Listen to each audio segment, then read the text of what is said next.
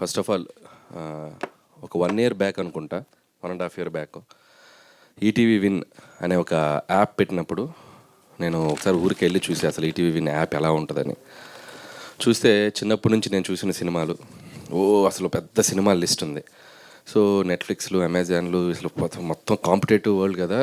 అసలు వీళ్ళు ETV win యాప్ని ఎలా ముందుకు డ్రైవ్ చేస్తారు అనుకునే 1.5 year గ్యాప్లోనే టోటల్గా అసలు మార్కెట్లో ఈటీవీ విన్ అనేది తనకంటూ ఒక డిఫరెంట్ ఇమేజ్ క్రియేట్ చేసుకుంది. అండ్ దీంట్లో అందరూ ఒకసారి గమనించదగ్గ విషయం ఏంటంటే that is only healthy content అంటే కుటుంబంతో సహా అందరం కూర్చొని, పసిపిల్లలైనా చిన్నపిల్లలైనా అందరం కూర్చొని చూసే కంటెంట్స్ కనపడుతున్నాయి. సో దానికి వాళ్ళ టీంని నేను అప్రిషియేట్ చేస్తున్నాను. అండ్ అలాగే ఇప్పుడు ఈ కొత్త ఐడియా కథాసుధ అంటే కథ మాత్రమే చెప్పేటువంటి ఒక ప్లాట్ఫామ్.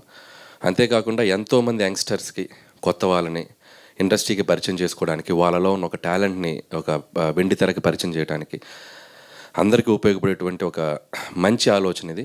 అండ్ దీంట్లో ఒక గొప్ప విషయం ఏంటంటే సాధారణంగా ఈ బుల్లితెర నుంచి మనం వెండి తెరకి వెళ్తుంటాం. ఎంతోమంది ఇక్కడ ఏదో మనం చూపించి యూట్యూబ్లోనో షార్ట్ ఫిల్మ్స్లో చూపించి ఒక బిగ్ స్క్రీన్కి రావాలని చాలామందికి ఒక డ్రీమ్ ఉంటుంది. కానీ సో ఇలాంటి వాళ్ళందరినీ ఇన్స్పైర్ చేయడానికి వెండి తెర మీద దర్శకేంద్రుడు ఉన్నటువంటి ఒక కె రాఘవేంద్రరావు గారు కూడా దిగి వచ్చి ఒక యంగ్ డైరెక్టర్ లాగా ఎప్పుడేదో కొత్త అవకాశాలు తీసుకుని ఏదో కొత్త ఫిలిం తీసినట్టు ఏదో ఇక్కడ వచ్చి నిలబడి యంగ్ టీమ్ తోటి నిలబడి ఆయన మాట్లాడుతుంటే నాకు చాలా ఇన్స్పైరింగ్ అనిపించింది. అంటే మనం సాధించింది ఏదో ఒక 5 సినిమాలు తీసే సిట్లు కొట్టాం కదరా బాబు, ఇంకా అసలు ఆయన చూసి ఇంకా ఎంత నేర్చుకోవాలి, ఎంత గ్రౌండెడ్గా ఉండాలి, ఎంత డౌన్ టు ఎర్త్ ఉండాలి, సినిమా నుంచి ఇంకా నేర్చుకోవచ్చు. అంటే ఒక సినిమా హిట్ రాగానే నాకు అంతా తెలిసిపోవటం కాదు, సినిమా అనేది ఎవ్రీడే ఒక లెసన్ మనకు కొత్తగా పరిచయం అవుతూ ఉంటుంది. యంగ్స్టర్తో పోటీ పడాలి, ఇంకా నేను ఏదో ప్రూవ్ చేసుకోవాలని చెప్పి ఆయన తప్పనకి నిజంగా హ్యాట్స్ ఆఫ్ గురుగారు, హ్యాట్స్ ఆఫ్. అండ్ అలాగే ఇందాక రాఘవేంద్ర గారితో నేను కింద కూర్చున్నప్పుడు ఒక మాట అన్నాను, 20 నిమిషాల్లో కథ చెప్పొచ్చా అని. మన మచ్చరావు గారు అన్నట్టు నిజంగా కథ 20 నిమిషాలే ఉంటుంది. సో జనరల్గా ఒక సేయింగ్ ఉంది, కథని ఒక లైన్లో చెప్పగలిగితే, కథని ఒక వాక్యంలో చెప్పగలిగితే, అది అర్థమైతే ఆ సినిమా పెద్ద హిట్.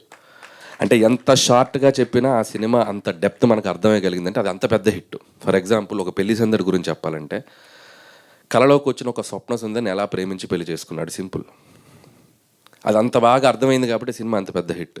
ఒక ఘరానా మొగుడు ఒక పొగరెక్కిన భార్యని ఒక సాదాసీదా ఒక మెకానిక్ ఎలా దారిలో పెట్టుకున్నాడు.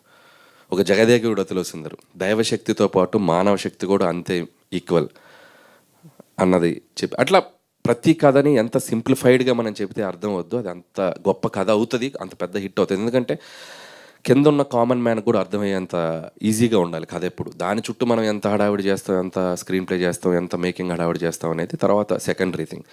సో అలా ఒక 20 నిమిషాల్లో ఒక బ్యూటిఫుల్గా ఇంతమంది కొత్త వాళ్ళు, ఆర్టిస్టులు, టెక్నీషియన్స్, వాళ్ళందరినీ ఎంకరేజ్ చేయడానికి వచ్చి ఎక్స్పీరియన్స్ డైరెక్టర్స్, మా గురుగారు లాంటి వాళ్ళు, అండ్ సతీష్ వేగ్నేష్ గారు, అలాగే యంగ్ ఆర్టిస్టులు, వీళ్ళందరితో పాటు భరణి గారు లాంటి ఒక లెజెండరీ యాక్టర్స్, వీళ్ళందరూ కూడా ముందుకు వచ్చి ఈ ప్లాట్ఫామ్ని ఎంకరేజ్ చేయడానికి వస్తున్నారు. అండ్ బాలాదిత్య, అండ్ తను ఎన్నో ఏళ్ళ నుంచి ఉన్నారు ఇక్కడ ఇండస్ట్రీలో, తను ఇలా మన సోనియా సింగ్, ఇంకా అప్కమింగ్ ఆర్టిస్టులు అందరూ. సో అందరికీ నా పేరున నేను విషెస్ చెప్తున్నాను. సో డెఫినెట్గా మీ డ్రీమ్స్ అన్నీ నిజమవ్వాలి. అండ్ ఈ ప్లాట్ఫామ్ నుంచి మళ్ళీ మీరు ఇంకో 10 మంది డైరెక్టర్ ఇన్స్పైర్ అయ్యే స్థాయికి ఎదగాలి, మీరు వెండి తెరకి రావాలి, మీరు మంచి సినిమాలు తీయాలని నేను వాళ్ళందరికీ నా విషెస్ చెప్తున్నాను. అండ్ వన్స్ అగైన్ ఈరోజు ఈ ప్రోగ్రామ్ నన్ను పిలిచినందుకు గురువు గారికి thank you so much. And రేపు మళ్ళీ మార్నింగ్ కలుస్తున్నాం మనం.